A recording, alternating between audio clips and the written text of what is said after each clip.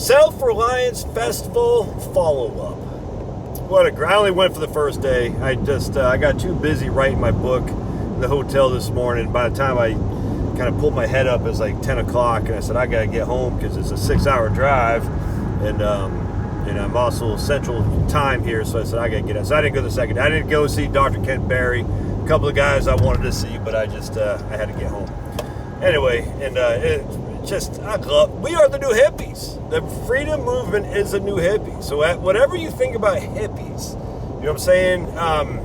I would invite you to think otherwise, because the hippie movement of the 60s, yes, a lot of those hippies became yuppies. Hippies to yuppies, as the band Tree from Boston sung in a song called Negative Hippie. And if you want some good calming music, look up Tree Negative Hippie and you'll be calm.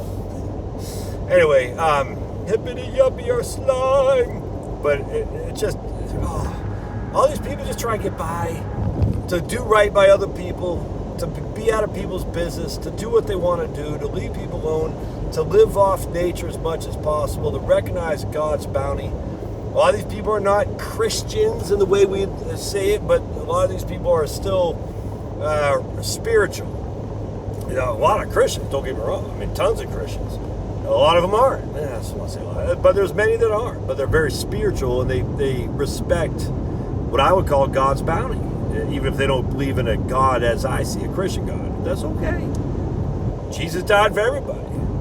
And the stories you hear about these people in terms of what they sacrifice to get where they are, what they're going, what they've been through, it's such a, man, I love it. A couple things jumped out at me first and foremost. So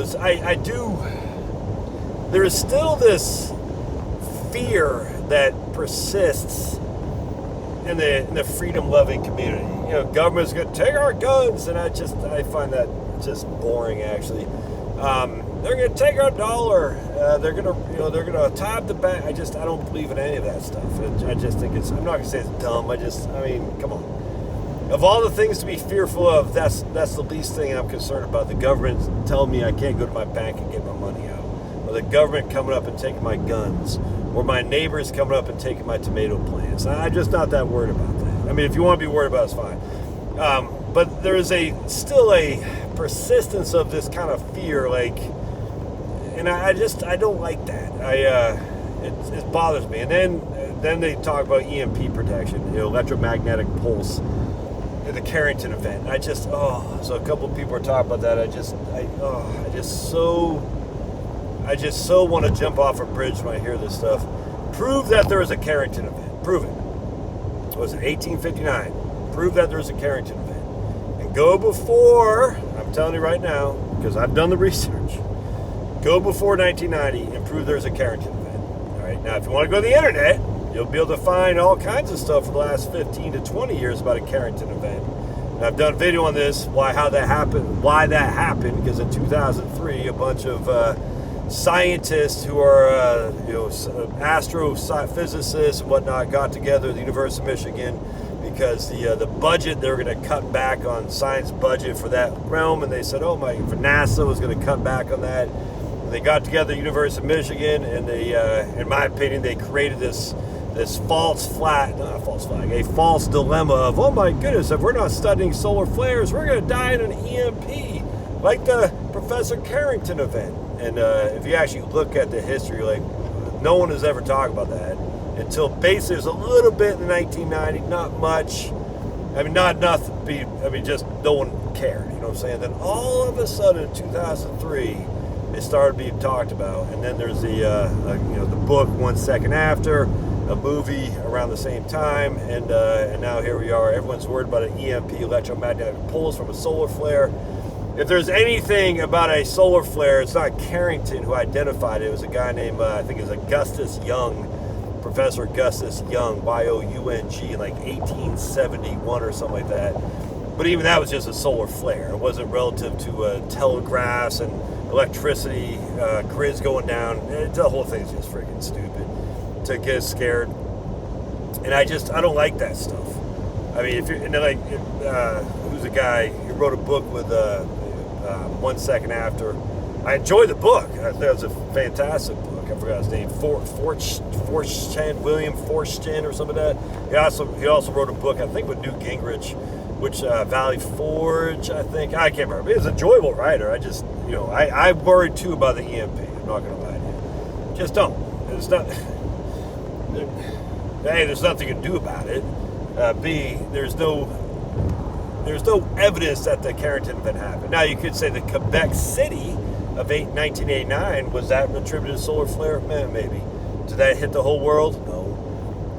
Quebec City went out for a couple of days. I think they are. It's been a couple months I actually dived into this, but it's just a couple of things I'm going off memory. So if I'm missing a couple points, deal with it or put it in the comments. But there was something happened in Quebec City in 1989, I think. And if memory serves, that was attributed to a solar flare. I don't think so. I can't remember what caused Quebec City, but I remember that was an issue for a couple of days. New York had a big blackout in 2003. Again, that was not attributed to a solar flare. Off the top of my head, I can't remember what that's attributed to. These things do happen. Electricity does go down. That's just a fact, and as such, you should be prepared for it in terms of having backup generation. But a Carrington event isn't what you got to worry about. And if you think it is, I say, why are you worried about a Carrington event? Well, because Professor Carrington proved to me that the Carrington event happened, and Professor Carrington is the one who identified it. You're just not going to be able to, man. You're just not. And I'm just telling you, I've done all this research, and you can, by all means, prove me wrong. It's nuts. Does that mean solar flares don't happen? No, it doesn't mean that. It just means the Carrington event that has everybody, oh my goodness, scared, is silly. Now, as part two of this, I do want to, because I don't believe in the moon landing. I'm a moon landing conspiracy theorist. Let's just be upfront. I don't think it happened.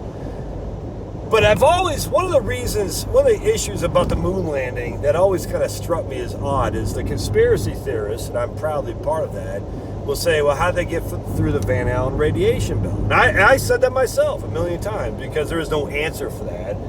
Even John F. Kennedy was talking about how we're going to get get through the radiation.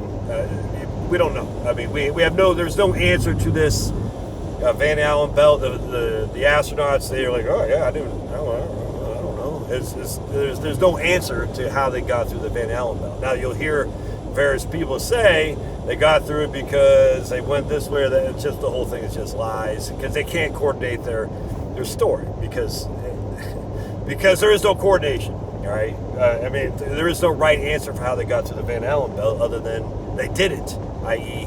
either the moon is still in the Earth's atmosphere and they never escaped it, which is the newfound theory, or the Van Allen belt was never a consideration anyway, and so they didn't pay much mind to it. Or then you hear various things like, they went through at the lowest level of the Van Allen belt. Again, there's two belts. So for you who say, there's two belts, Scanlon, you don't know what you're talking about. Whatever, I'm talking about the belts in the plural. But anyway, they'll say, there's the Van Allen belt only covers 90% of the Earth. I've heard all these stories. It's thin over here. And I'm like, okay, whatever. There's no evidence that they even planned to escape the Van Allen belt and get through it, just as an eddy. So then the question comes to mind, though, and I've always thought, I don't know why the moon hoax conspiracy theorists don't get this. It's like, how do we know there's actual Van Allen belt? Well, because in 1958 or whatever, Professor Van Allen put some Geiger counters on a rocket and went through the Earth's atmosphere, and he said, oh my goodness, all these Geiger counters showed all this huge radiation. And it basically went off the scale. And then it came back, and then went off the scale, came back. Thus, the Van Allen radiation belt. That's it! I'm just like, well, how do we know it's true? I mean... Have you ever seen it? No.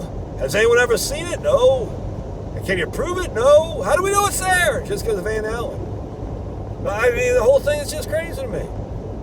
So let's just say there is no Van Allen radiation belt. How does that keep solar flares from, how does it keep asteroids? Well, obviously, asteroids still hit Earth, apparently. But I don't know. What I'm just saying is at this stage, the idea that all these things are intertwined in terms of getting people fearful. The ozone layer hole. Oh, remember that? Oh my goodness, all this radiation because the ozone layer. Well, what about the Van Allen radiation belt? That's supposed to protect us. No, it's the atmosphere. I mean, the whole thing, no one knows anything. So to go through life living this fear, and I'm not saying the Self-Reliance Festival is doing that, but you can still feel it. The guy was talking about, I like this guy. I think it's freesteader.com. I can't remember, Tag, I think is his name. A big corporate guy who went on to start to left corporate America because he didn't want the you-know-what in 2020. And he was taking questions, all these asking questions like, what about the banks? Should I pull all my money out of the bank and just put it in the cash in my safe box? He's like, what about gold? Should I buy up all this gold? What about? I'm like, oh my goodness, man.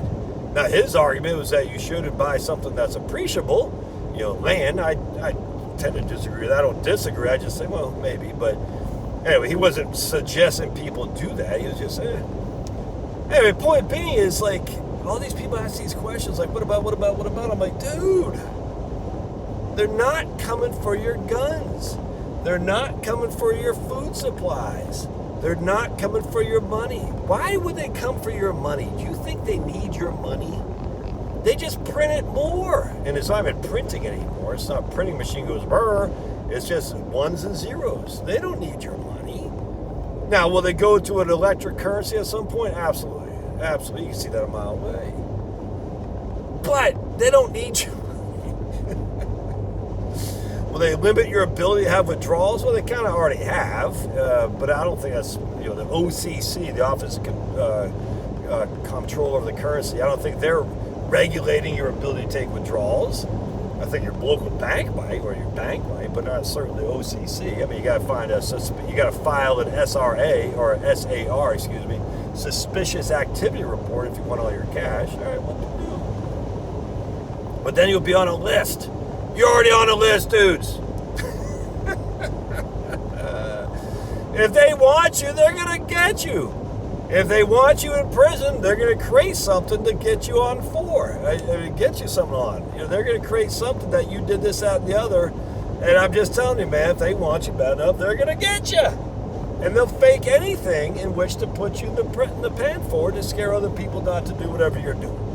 I mean, it's just, can we stop this, man? And the idea, oh yeah, as long as I'm not doing, and this is what I always hated too about the conservatives. Oh, if you're not doing anything wrong, what are you afraid about? Because it's none of your freaking business what I'm doing wrong or right. It doesn't matter what you think. At the end of the day, if I'm not doing anything wrong, I still don't want the government intruding in my private space. And I don't know why conservatives don't understand that too. It's like, oh, if you're not doing anything wrong, let them, take over your phone. Why the hell would you do that? Crazy. All right, so now we got the Self-Reliance Festival people. I'm just using a couple things that kind of stuck me. Tons of homesteading people just making a go out of it. It's tons of people quitting their crappy old jobs, trying to go back to Earth. A lot of these people actually funny is they go with Mother Earth News, and I used to be a fan of Mother Earth News until they kicked Joel Salatin out because Joel Salatin apparently is a racist. I said, well, and nowadays if you're not being called a racist or a conspiracy theorist or a homophobe or a sexist, you're not trying hard enough. Everyone is this anymore.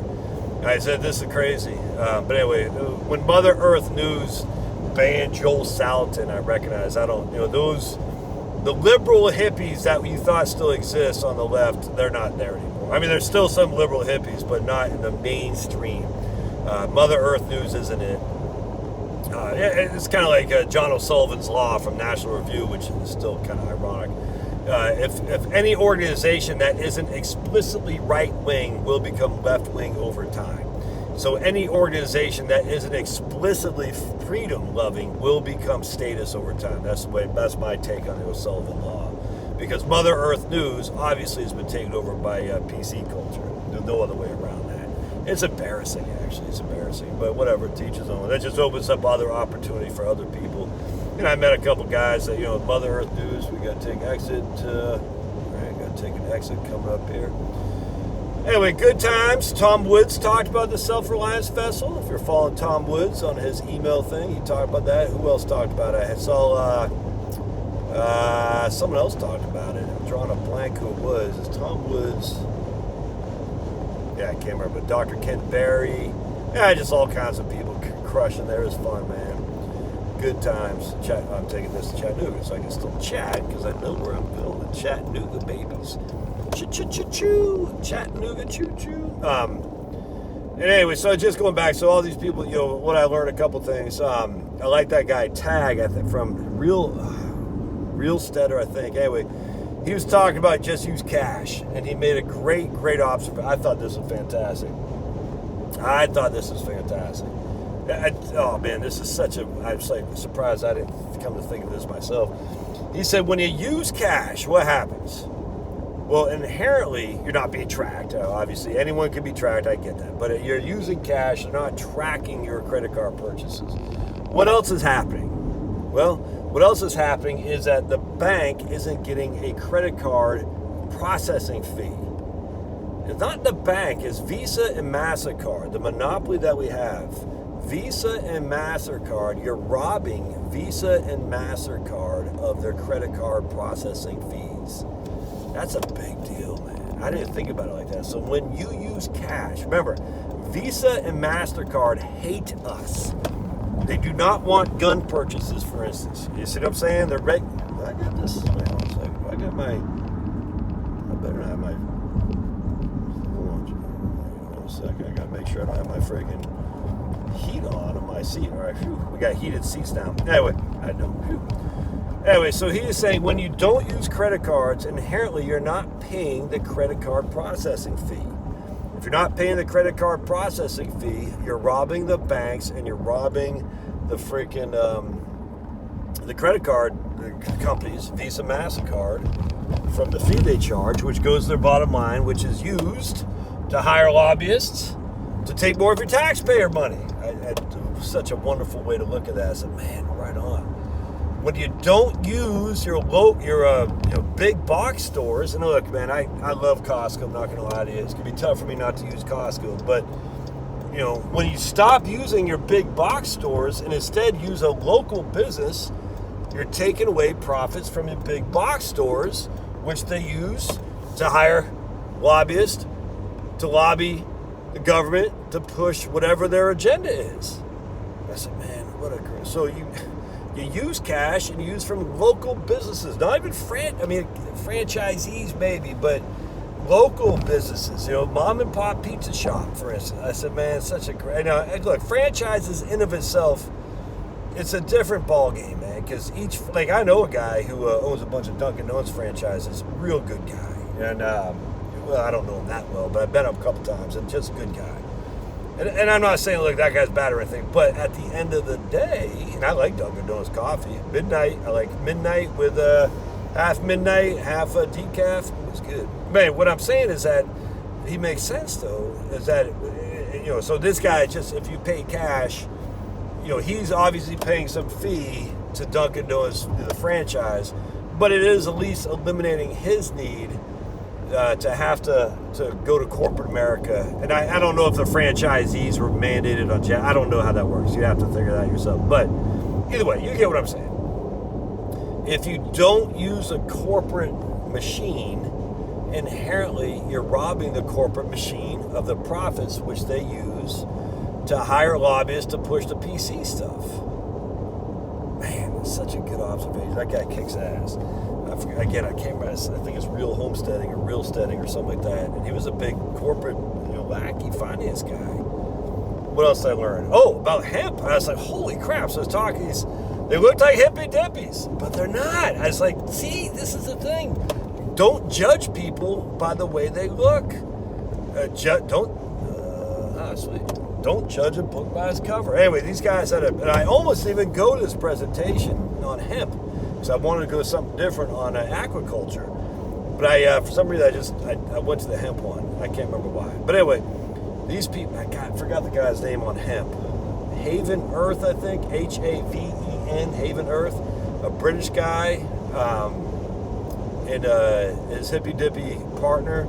And these guys kick ass, man. They looked hippy dippy, and I was like, oh boy, hemp, but no, there is some real benefits to hemp, man. I was like, and I didn't know, like, industrial hemp.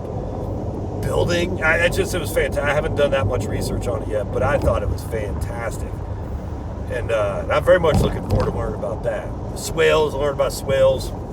I've known about swales before.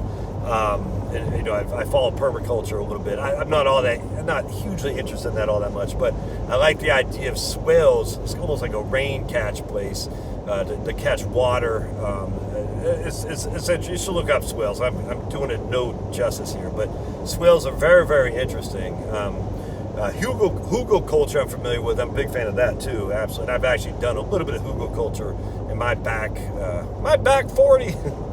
But oh man, it's just so much wonderful. And then I'm just thinking all the stuff, like my man, his name's River, the guy who did the hemp stuff, and how much we've been denied historical information just because of lobbyists, because of big corporations, industrial agriculture. It's just sickening, man. And it pisses me off.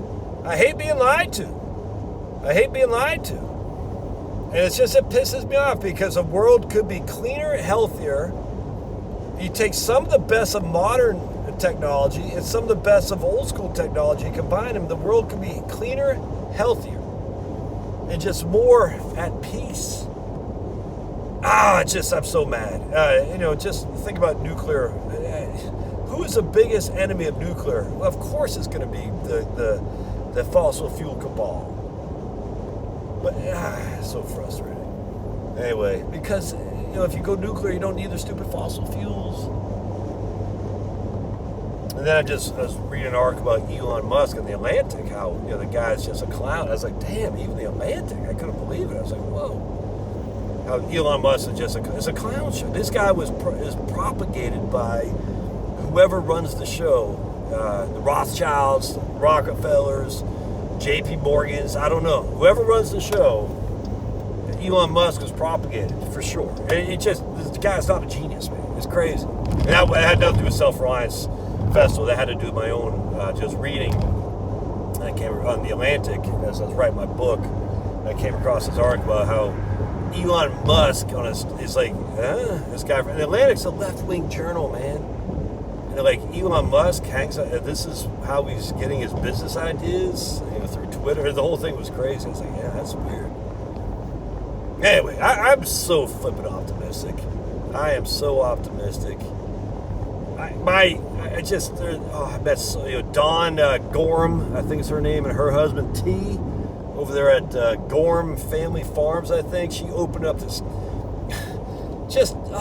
Maybe I'll do another video on how this. I'm going to interview this other guy in the next couple of days, how he quit his crap metal job, and now it's I love it. Anyway, so Dawn Gorham did the canning class. That's what ultimately got me up here, because I was like, I'm not sure I want to drive all the way up there. But then I saw a canning class, because I just don't trust the YouTube canners. That doesn't mean I don't like them or anything. Until I see it with my own very eyes and have a chance to ask questions, I don't trust any of that crap. Anyway, so Dawn Gorham, I think his last name's Gorham, and she's out of Dixon or Hickson, Tennessee. So she works in Nashville. Been working in Nashville for like 20 odd years, working for the county clerk. At one time, she's going to hang up her boots. Husband is an attorney. All right. Anyway, long story short, she'd been wanting a farm for a long, long time. And husband said, no, we can't do it. Finally, she said, we're doing it. He goes, all right, I support you now. She can have a pension from the, whatever Nashville county that is. And she'll have health care. All good, dude, all good. But she got 6 kids, I think she said, 3 grandkids and whatnot. But she's not that old, man. If you looked at her and her husband, like, damn, dude. Anyway, long story short, they still got many years ahead of them. So she buys this farm. I think she just started raising moo cows, but before that she had turkeys and chickens. All that stuff, I don't really have any, that doesn't have any appeal to me. I'm just not that hard of a worker. But she opened up this cannery. And it's like, she does classes on canning. And she's getting people from all over, Kentucky, Tennessee, all over there. I can't remember if they said Virginia or not, but all over to go to her canning class in this cannery she has. And she's making bank to him by sharing the knowledge that was passed down from generations. How could you not be excited? And, again, I'll go home. I'll try doing some canning. Kind of scares me in a fun way, though. All American, that's what she said. She has two kinds of cannings. Pressure cooker, what'd she say? Water bath canning. The All American, she recommended because there's no gasket. And, of course, a gasket, that rubber circle thing, that goes bad. If it goes bad, you can't use it anymore. You got to replace the gasket. But what if you can't replace it? All right. I just love that. That was fantastic. What else did we learn? About canine. Saw some canine, tactical canine using your dogs for self-defense. That was pretty cool.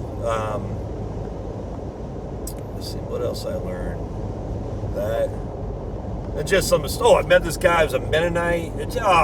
He's building, never finished high school.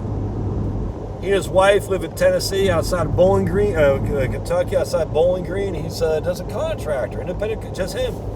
Decks, all that stuff, additions, just him, man. And he's booked out as far as the eye can see. Man. Anyway, I think what does his wife do? I forgot what she did. And there's so much to be optimistic about, man. Pass down your knowledge, generation. Some people will pay you for the knowledge that you have. Canning, how to build a deck. I guarantee you this guy set up a class on how to build a deck, he can make bank.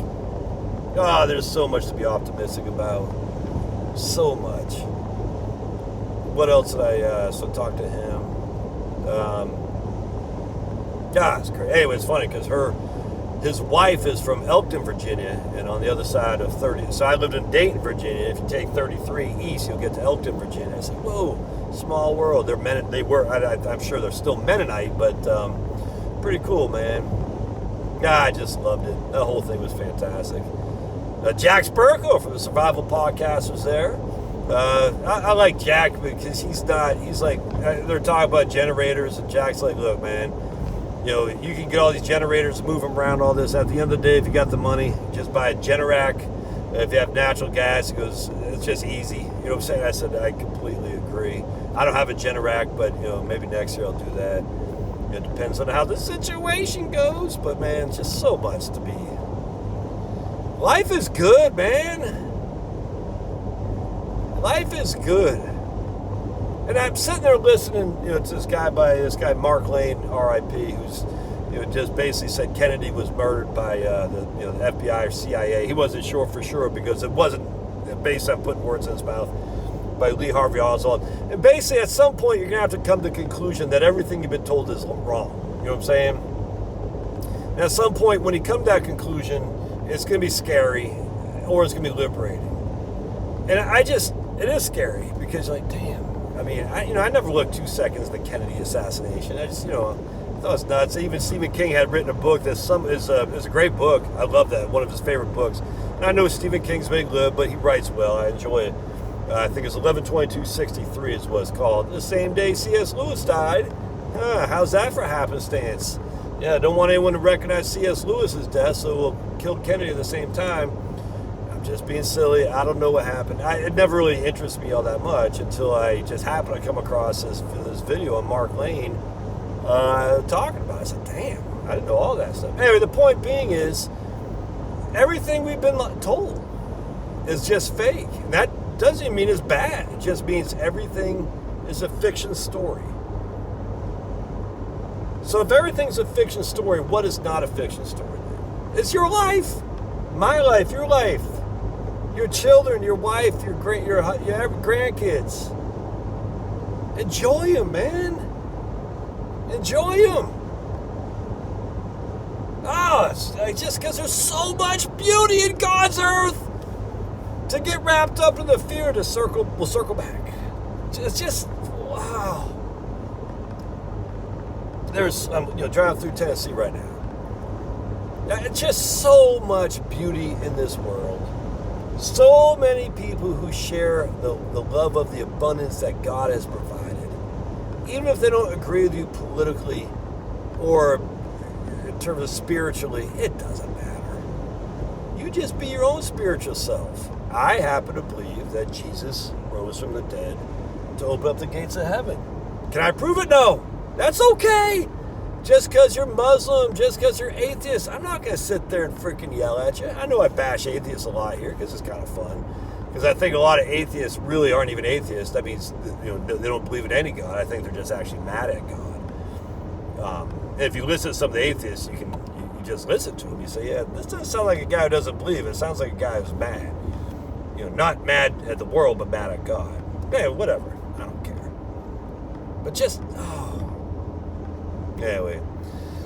The good times had by all. SelfRelianceFestival.com was the website. It's over, but I think Nicole says she does it every 6 months there in Tennessee. So keep your eyes and ears peeled. All right, we'll see you.